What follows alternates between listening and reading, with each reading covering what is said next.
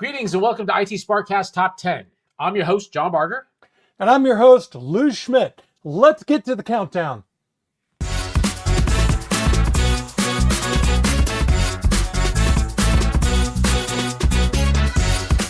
IT SPARC Cast Top 10, we go through the top 10 things, events, or people in a specific category. We then give you details you might not know with insights, opinions, and a little sarcasm from two experts, each with over 20 years experience working in IT or for IT vendors. And on this one, oh my, I'm sure there's going to be some controversy here. I'm sure. In today's episode, we're counting down the top 10 most likely ways you'll be breached. And sorting this list was a little tricky. We went with the highly subjective, least likely to happen to most likely. And we're sure that there is a non-0% chance that you will disagree with this list. So please let us know. Send email to feedback@itsparkcast.com or comment below if you're watching on YouTube. And at this point, there'll be many of you that are more senior IT folks that are thinking, you know what, I'm probably already aware of everything on this list and how to mitigate it. And you might be right. However, you might also find that we have a few angles that you haven't thought of. We're also trying to build a community here. So please share your thoughts on any of the 10 items we're about to talk about or any of the types of breaches we may have missed. You'll find our replies to be decidedly non-snarky, although sometimes sarcastic. But I wanted to open up this thing by saying, as a starting comment, that if you're in security, you're doing security, and the first thing you don't think of when somebody says exploit is backup, you need to take a step back from whatever you're doing and rethink it. Because no matter how good your process is, no matter how much you bulwarked your network, you are going to get breached at some point. If you don't have a good backup and recovery strategy, you're screwed. So I would argue that an incremental backup strategy is highly important so that you can go back to specific dates before infections or encryptions or other issues may have occurred. So usually why we wanted to cover this is we do the CVE of the week and we talk a lot about this stuff. But when we thought about it, we were like, how often, what is the most likely thing to get you? So let's go ahead and start in on the list. Would you like me to start, John? Yeah, why don't you go ahead? All right, then. Number 10. Number 10. And in number 10, this is going to surprise some people, but zero-day exploits, right? And we talk about zero-day exploits all the time, and they're really straightforward. Attackers exploit an unknown vulnerability before the developers can patch them. That's why we call them this. And the flaw is undisclosed, so nobody knows it's out there. The risks are you have no defenses if you're depending on that one piece of something to not knock your entire wall down, right? And it can be used to gain, it depends on the severity of the attack. Remote access, steal data, drop malware undetected, or simply deface your website, right? These things happen.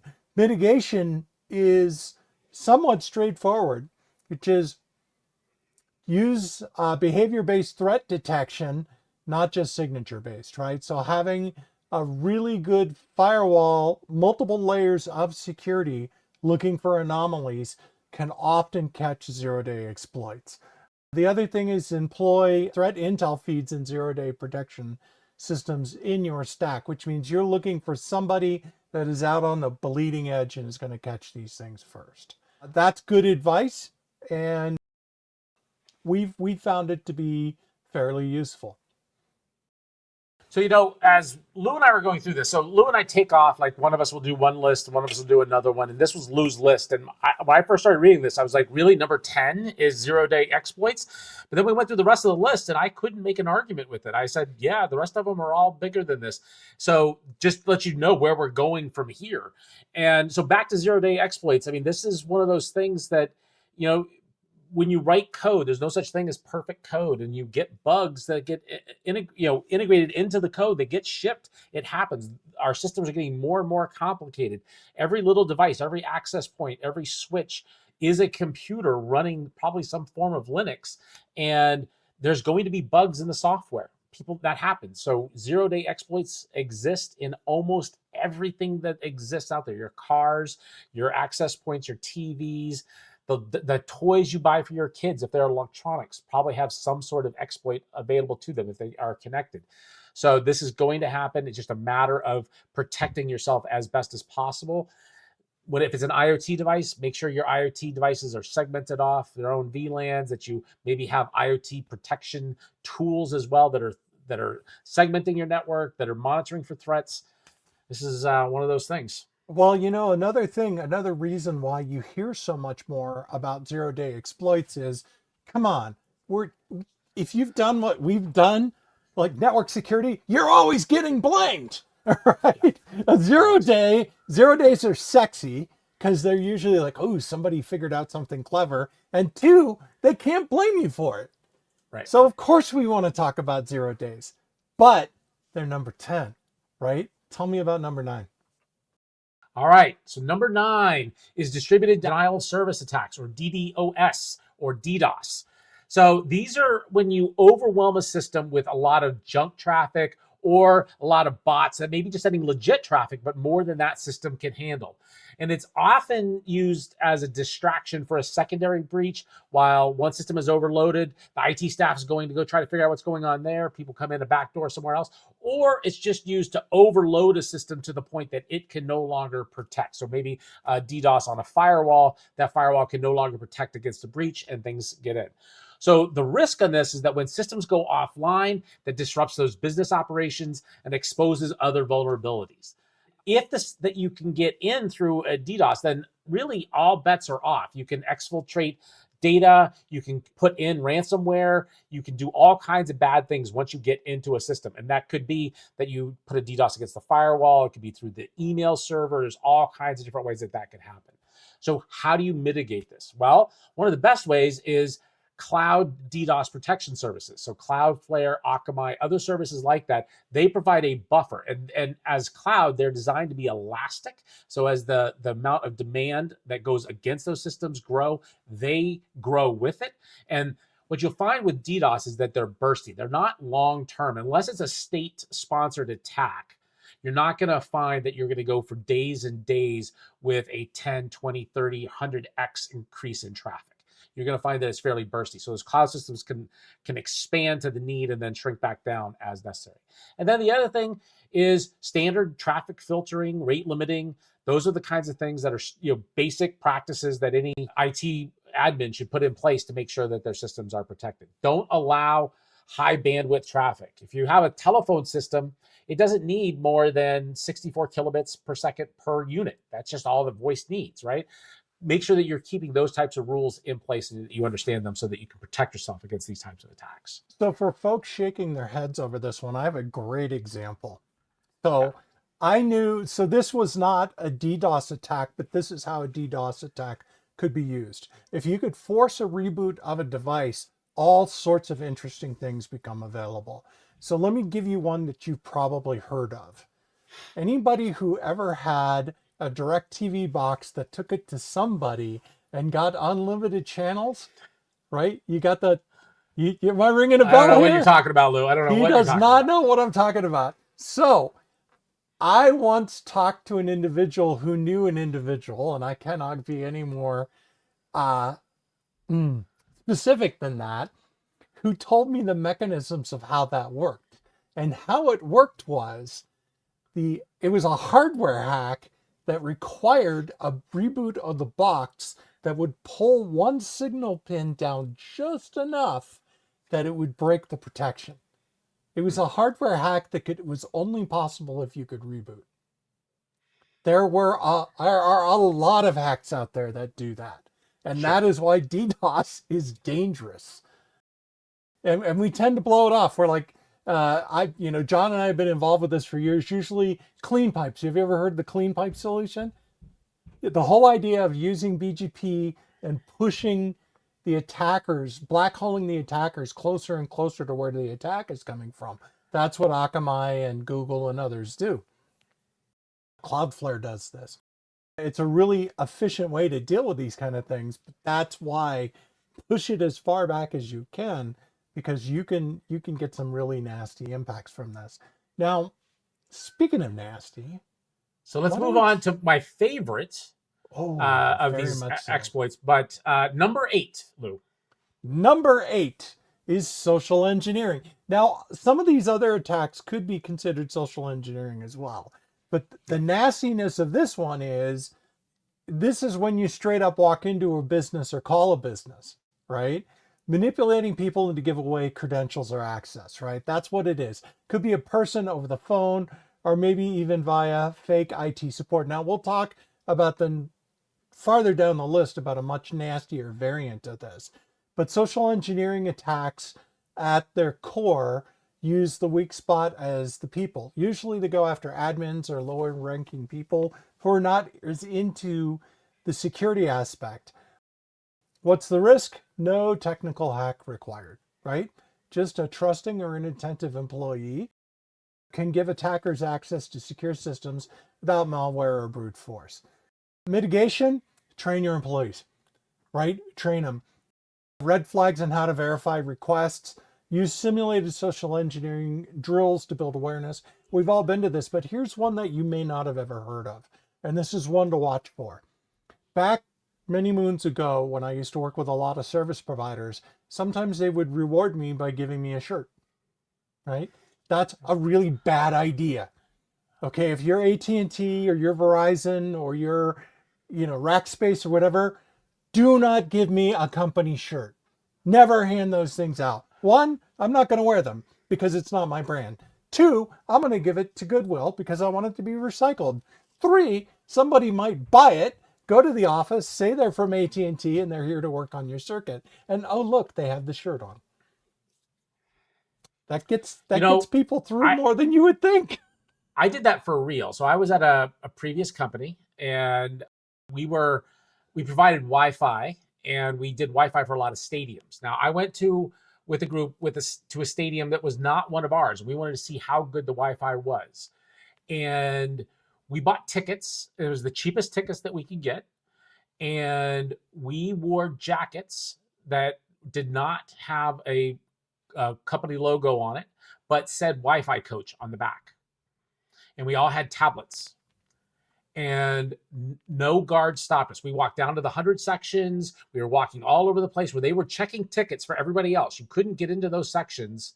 We were walking over into the suites. We got all over that city. I'm sure we were next to the CEOs of multi-billion-dollar companies and places we should not have been. And we just walked all over that stadium. And we weren't doing anything nefarious. This was generally white hat hacking, if you will. We were just checking the Wi-Fi, see how good it was.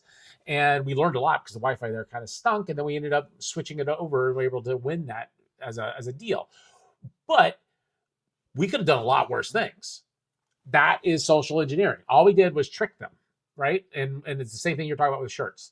This is in the early the 70s and the 80s. People like Kevin Mitnick would just call up somebody and say, "Hi, I'm from IT. We need to fix your account. What's your password?"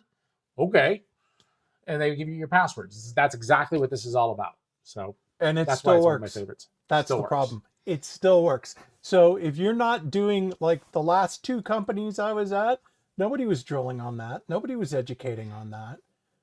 Yeah. I mean, I think the closest thing I saw was don't let somebody tailgate behind you at the door.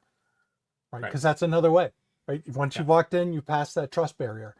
But it happens all the time because we're courteous people. So don't, this is a good thing to think about. Now, number 7, I'd like your take on this one.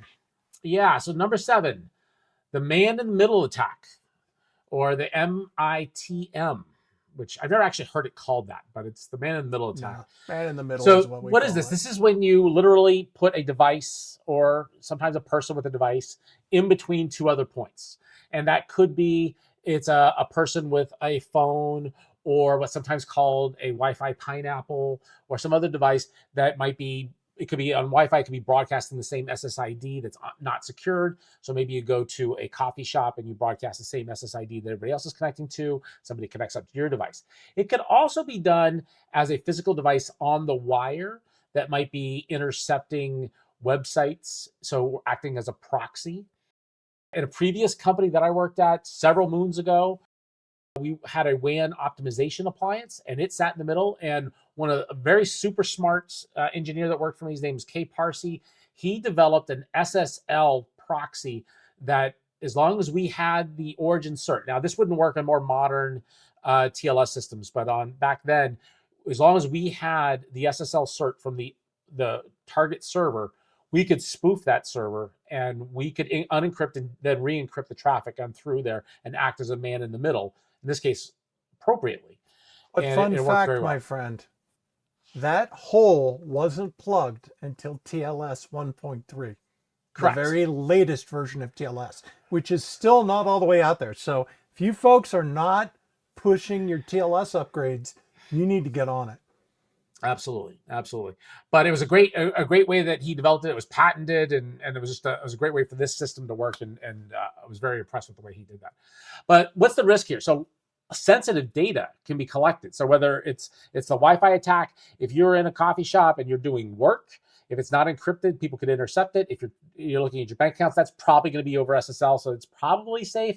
But maybe the headers are attached. People are going to be able to know what you're doing. Maybe they're going to be able to get information about you. Maybe they'll be able to then socially engineer you better because they know that you bank at this bank and that you maybe other information about you. They know that you use Outlook for your mail. They know this, and this. Then they can come up and start a conversation with you, show some similarities. There's all kinds of things that can be done there, but just it's something to be very careful about.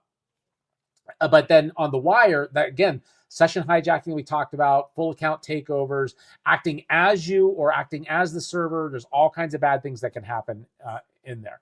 So how do we mitigate this? One of the most simple ways is SSL everywhere. HTTPS for all your websites. Make sure everything's encrypted. Make sure that you're on TLS 1.3. And if newer versions come out, make sure you're always updated to the newest version of TLS or whatever ends up replacing TLS in the future. And then enforce, I would say, beyond VPNs. Let's go beyond VPN. Let's go to zero trust networking. Everybody should be investigating or implementing zero trust networking.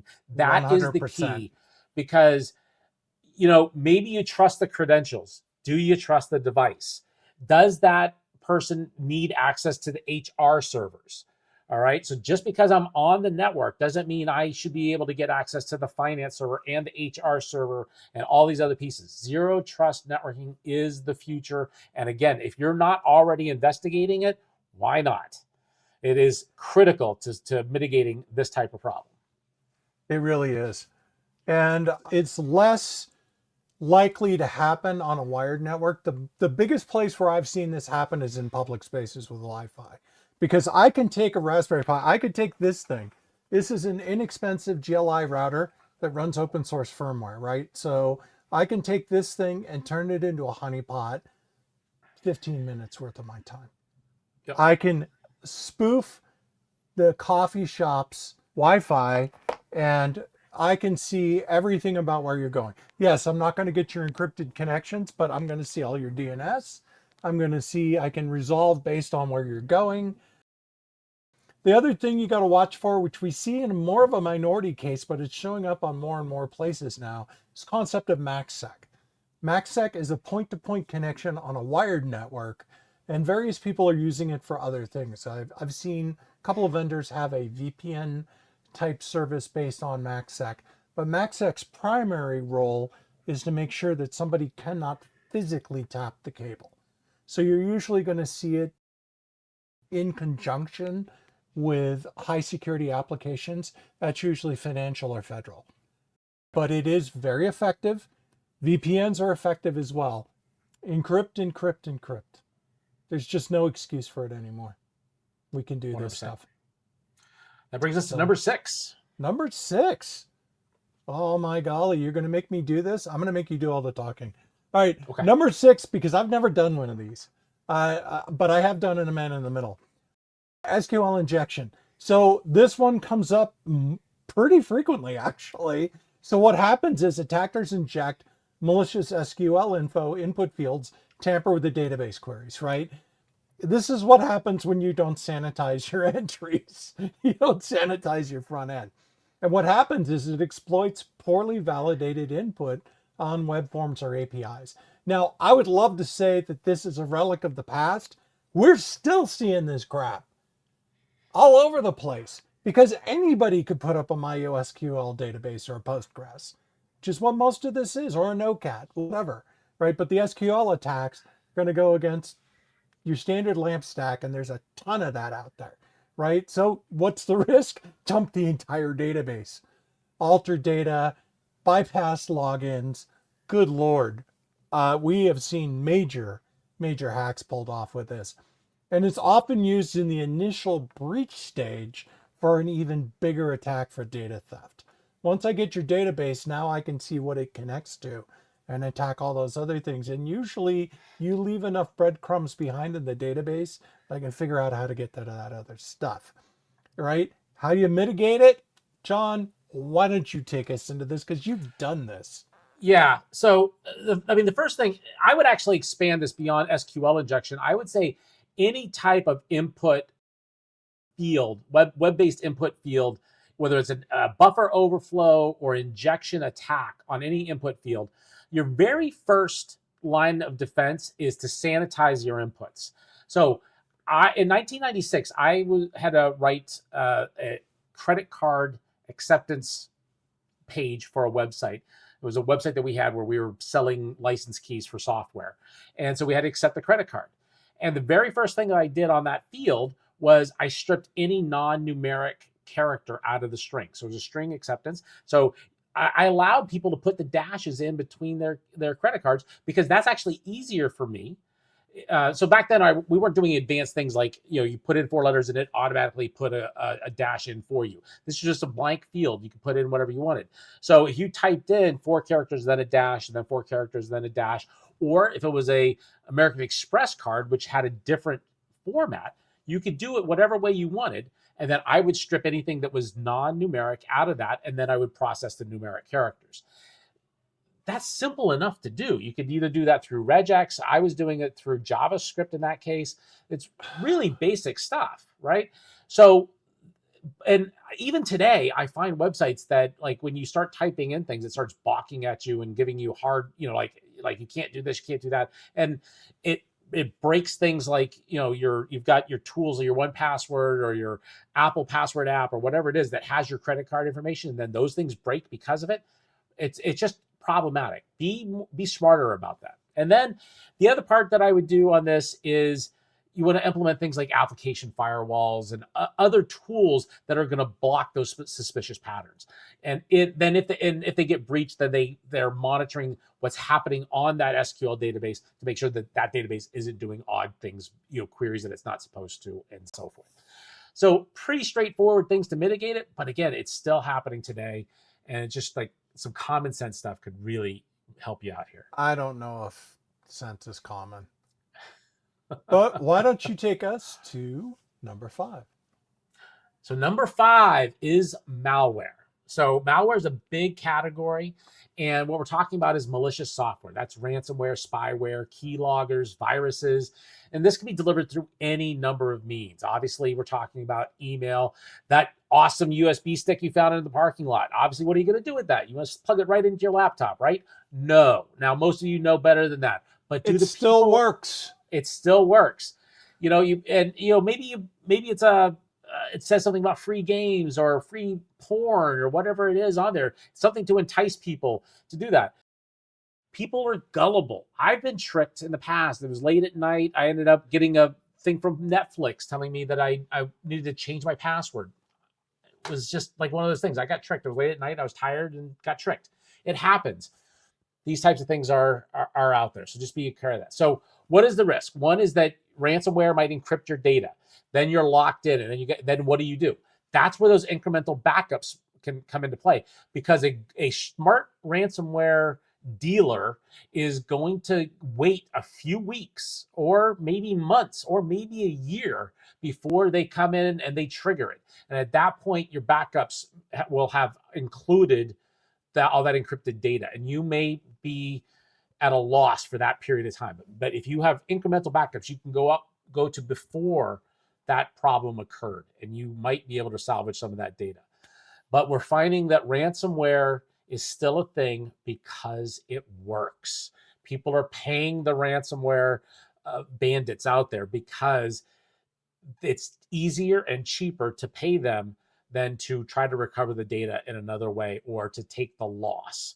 I know people that run IT that have been impacted by this, and that they've paid it because that's all they have. Other cases are stolen credentials, backdoor access, loss of data, loss of finances. If they get into the financial system, there's all kinds of bad things that can happen to this. And once they're in, it can spread rapidly. Right? That's a It can huge spread problem. from user to user. It goes from laptop to laptop. Just like goes right through the system. And again, especially if your network architecture is flat and there's no protection between users, then there's lots of different ways that this can spread. Now, luckily, most systems today, you should have virus protection, malware protection on the laptops, but there's lots of different ways that things can get in. There's a lot of IoT devices out there that are running really old versions of software with lots of backdoors, so things can get in that way. So be aware of those. Isolate, segment, and isolate from each other. Don't just isolate all the IoT onto one VLAN. Isolate them so that you're using policy or micro-segmentation, fabrics, things like that. VLANs will do this job nicely as well.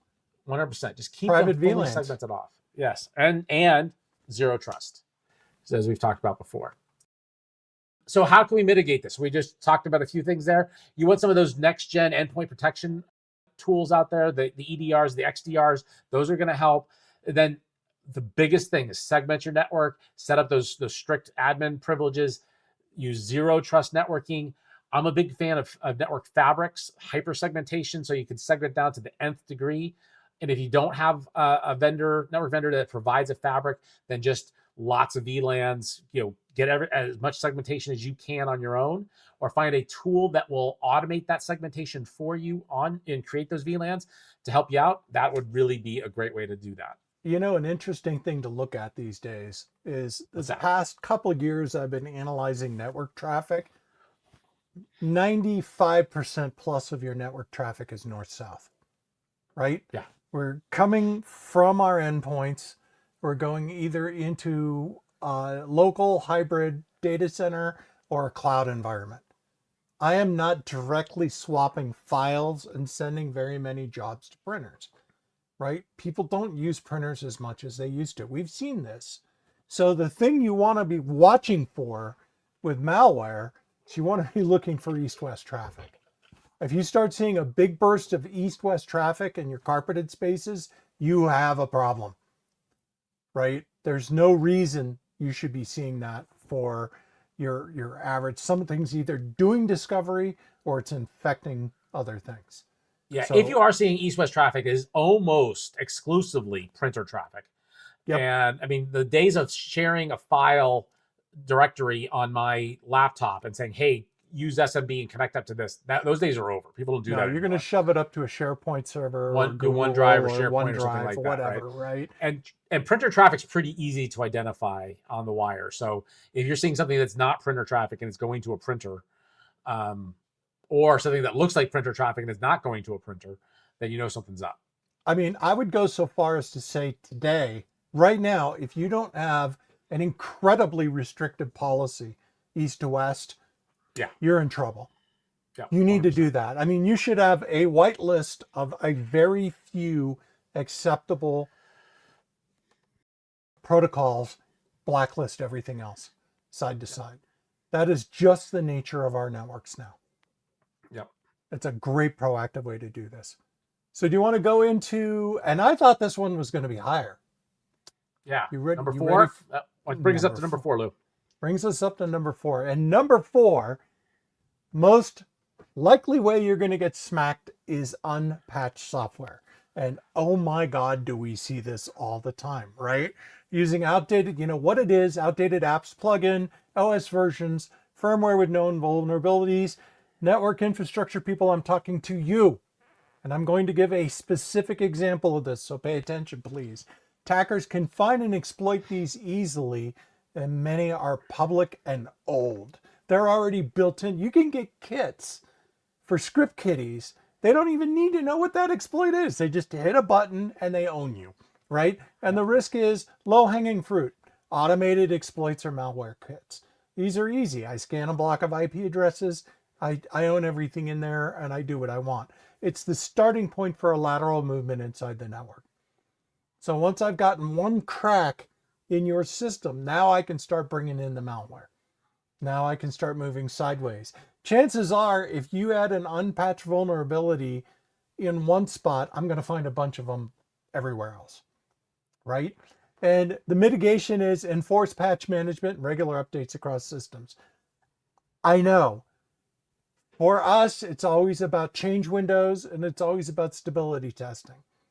But there is stuff out there that will so completely screw your business more than any help desk call from somebody whose Windows had a bad day because you ran an update. And we have seen that, right? Sure. We have absolutely seen that. Talk to Delta Airlines, right? Oh, CrowdStrike. It was a nasty one, but that's the worst we've seen. The worst we've seen from people not doing it is paying millions of dollars in ransom, right? Yeah, and I would say that the worst cases of this that I've seen have been in corporations, have been caused by us, by IT. And as an example, at the last place that Lou and I worked, the Macs, which a lot of us used, were kind of secondary thoughts. And there were times when it would be 2 or 3 months after a release came out before it was allowed on the corporate Mac systems. And that was problematic if there was a significant vulnerability that was patched on there. Usually they tried to get those out if there was a big vulnerability, but not always. And that's a problem. Make sure that you're not letting those vulnerabilities lag behind and be out there in the wild. That's a problem. Just because the majority of your deployments are in one operating system and you have a minority in the other doesn't mean you can ignore the minority. It's just as apt to cause you a problem. And this is usually the excuse people use to make to go to an all Windows or all Mac or whatever shop. Different operating systems, it's always about the applications, right? Yeah. Different operating systems have different strengths. If you try to get around that by locking your users into one, they're just going to go around you. And they will. We've seen it. We've all seen it, right? The key thing to do is you've got to be monitoring for end-of-life software and replacing it. This includes end-of-life systems. If these systems cannot be updated, yes, I know your temperature controller is still working perfectly good. Either put a hardware firewall in front of it or get another one. Because if there's a breach, you're screwed. Speaking of you're screwed, number 3. Number 3, insider threats. So these are employees, contractors, or other people that are inside your organization that are misusing their access. And maybe they're intentionally trying to leak, steal, or damage data, or maybe they're just trying to bypass something that you've put in place, and by doing so, putting data at risk. So this could be malicious. Maybe they're upset with their job. Maybe they're ready to quit. So they're downloading everything that they can get. And so maybe they're trying to get revenge. Maybe they're trying to embezzle money. Maybe they're trying to take corporate assets. Or maybe it's accidental, right? So maybe they don't like the policies that are in place that you've put on your corporate laptop. So they have using their own personal laptop. Oh, Lou, you and I wouldn't know anybody that's done that. But because we always do it, but at least right. we were ethical about but it. Lou and I are people that actually know how to keep our systems secure, but not everybody does. But I've known people that were using their own systems that maybe were not as secure, right? So then those systems get breached, but they have access to the corporate data because zero trust was not implemented. And now you've got a problem. So what's going to happen here? First of all, you're easily bypassing external defenses because this is a trusted person on a trusted device. So they're going to be able to come in, and then also from a trusted zone because they're in on a VPN or actually on the corporate network. So they should be able to do all kinds of things. Yeah, they can download everything that's on your SharePoint and everything that's on the OneDrive, and they can get access to servers that they're supposed to have access to. They can download source code if they're an engineer. There's all kinds of things that they can do, right? This, once it happens, can cause long-term reputational damage. This can cause operational damage, financial loss. is can just really cause all kinds of havoc. It can cause, at the end of the day, a breach into your network if maybe this is one of those accidental cases, but their system gets breached because it doesn't have your corporate firewall access control software on it, but they're on the VPN or on the corporate network. They're breached. They got the malware, whatever it might be. You're in a deep bit of trouble there. So again, so how does this get maintained? So first of all, role-based access control should be the minimum. You should be auditing logs, minimum. But I would take that another step further. And what did I say before? Zero trust networking. I would have a policy-based system and a network monitoring system. Why is John downloading 45 gigabytes of data off of OneDrive right now? Right? Maybe ask his manager, what's going on? Well, I put John on a PIP yesterday, and he's not real happy. So that might be part of it. So, and the funny thing is John and I were both in our last job in a place where we were pushing big video files around, right? correct. So it's like, yes, but if you'd come to me and said, hey, what's up with this? I'd have been happy to talk about that. Exactly. And that's... But if you had asked me, and it was because I was downloading all the source code for the latest network management tool that the company was about to release, then I don't know what you're talking about. Well, then that's when you need to talk to my manager. That's a big problem, right? That would be a big you have to problem, look at you have to look at job roles, and we were in a position where we would have had legitimate reasons to do that at times. So most of your network vendors today have the ability to monitor at a device and user level what's going on with the traffic, to be able to give you dashboards and saying that these are the types of traffic that are being used. I'll give you a funny story on this. I was sitting in a demo for a product that was the beta version of a network monitoring tool that was about to get released, and it was really hot at the nth degree. We could tell exactly what was going on. And in real time, this was a new hire class I was sitting in, and they brought up and they showed that on the network over the previous week, they showed this big jump in Facebook traffic. It was a couple of gigs of Facebook traffic over a week.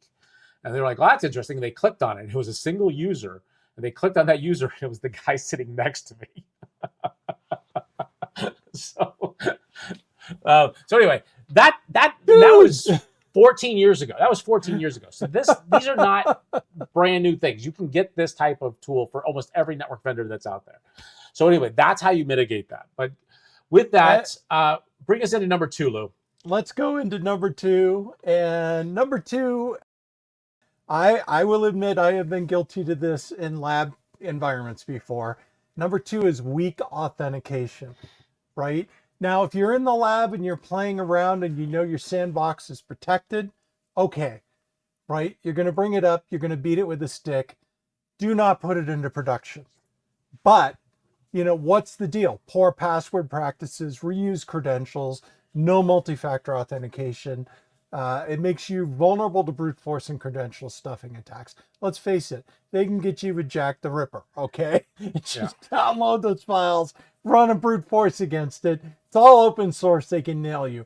That works more often than not, which is why it's number 2, right? I would have thought some of these other ones like Insider would have been higher. This is a nasty one. Why? The risk is unauthorized users can gain access with little resistance. One breached account can lead to lateral movement across the systems. Mitigation is fairly straightforward. Strong password policies and mandatory multi-factor authentication. And use password managers. For God's sakes, I have to give you this. Do not make it hard for your users to have strong passwords. Right. This is the number 1 issue with this. John, do you have any stories on this? Yeah, so I got a couple things. One is that, so my thing when it comes to security and network security, actually it's any security, physical security, network security, whatever, is that you can have it as, it can actually be secure, it can be easy on the user, or it can be cheap. And you can pick 2. And you can only pick 2, right? So the thing is that if it's hard on the end user, they're not going to to go with it. They're going to find ways around it. And if they're technically savvy at all, they're going to find some way around it. All it takes is like you mandate that they have to use OneDrive and they have to jump through 15 hoops in order to use OneDrive. I'm going to start paying for my own box account or my own Dropbox account. And I'm going to put things on my Apple iCloud drive. And that's where I'm going to store my stuff. And I can share from there because you made it hard on me. My job is to get my job done. My job is not to care about your IT policies. Bingo. Right? So make it easy on them, but it has to be secure, which at the end of the day means it's not going to necessarily be cheap. Multi-factor cheap might mean authentication. people, might mean your amount of work that you have to do. That might be where that not cheap comes in, but that's key to this. So weak authentication, man. I mean, it's always been there. I mean, I've seen it happen. I've seen people get breached because of bad passwords. I'll tell you what, I worked at a company where every sales engineer had access to the website that allowed you to get new firmware for the for all the devices, for all the switches, all the access points, all the core software that managed it, that would run on Windows or Linux or whatever, and the VMs for those as well. And it was one password that every SE shared. And I'll tell you what, 20, 30 people every year left for one reason or another, and 20 or 30 new ones came in over the course of years. That's a couple of hundred people that knew what that password was. And this wasn't my organization that was setting up the username and password, right? I'm just saying that's not real secure. Now, luckily enough, the only thing you're losing out there is some software got out into the open, but still the software could get out. And that's problematic. And see, here's the thing. With the authentication schemes, nothing is foolproof to a sufficiently talented fool, right? You must weigh on the side of usability. You got to do it. If you don't do it, at some point you're screwed. Yeah. But you would think this would be enough to be the worst, don't you? It's not. It's not. Let's talk about the number one. So number one is phishing attacks. And I'm going to add smishing attacks on that because that's the newest hotness that's out there. So a phishing attack is an email or other message that tricks the user into clicking into a malicious link and entering credentials.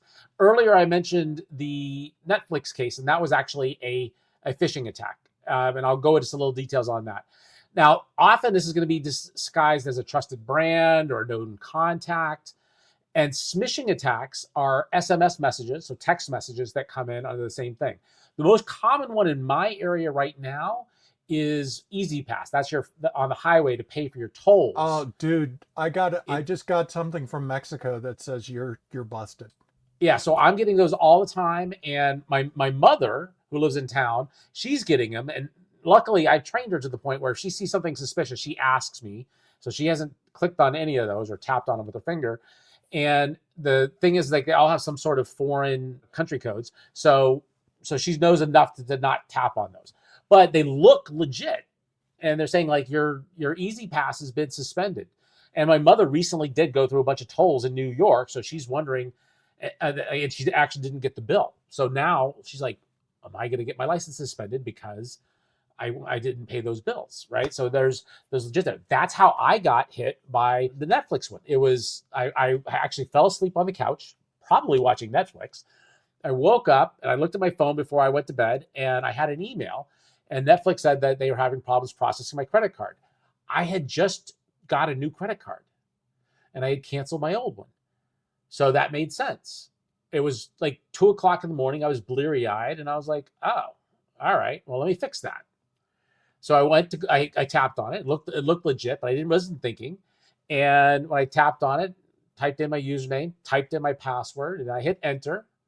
And then I realized my phone knows what my Netflix password is. It should have entered it for me automatically. I'm an IT guy. But all of us are human. But I'm human. I was tired. It was 2:00 in the morning. I was ready to go back to bed, and I got hit. All of us can get hit. Right?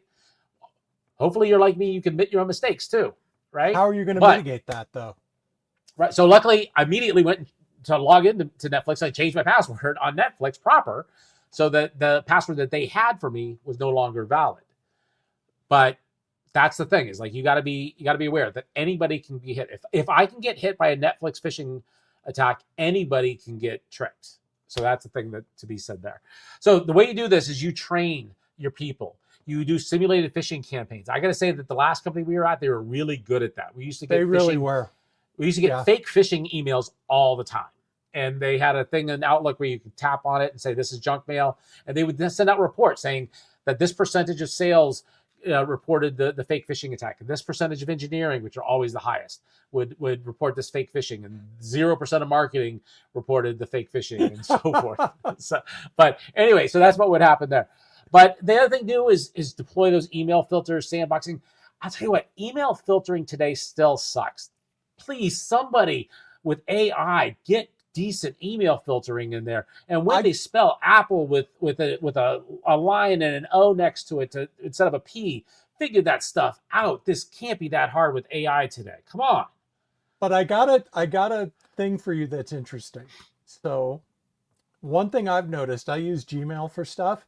Yeah. Take a look in your junk. Yeah.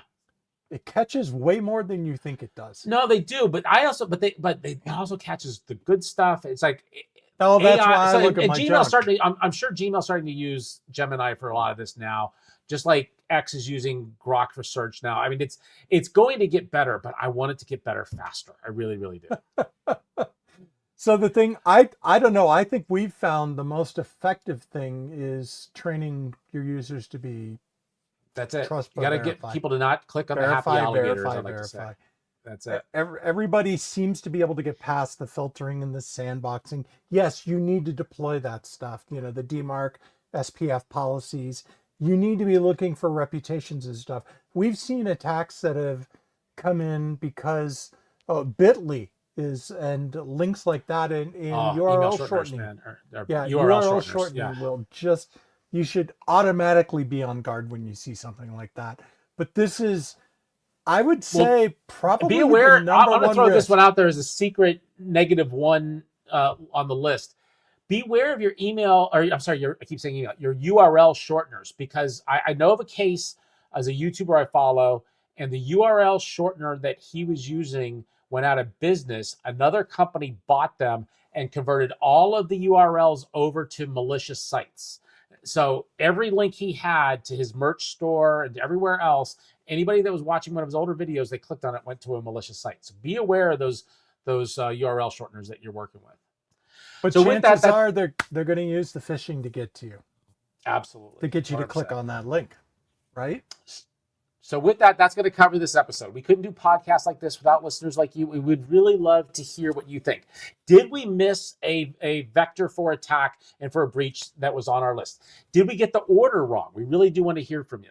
Yeah, is there another topic that you want us to cover? Is there another top 10 list that you want us to investigate? Send email to feedback@itsparkcast.com. That's feedback@itsparkcast.com, or hit us up on X @IT SPARC Cast.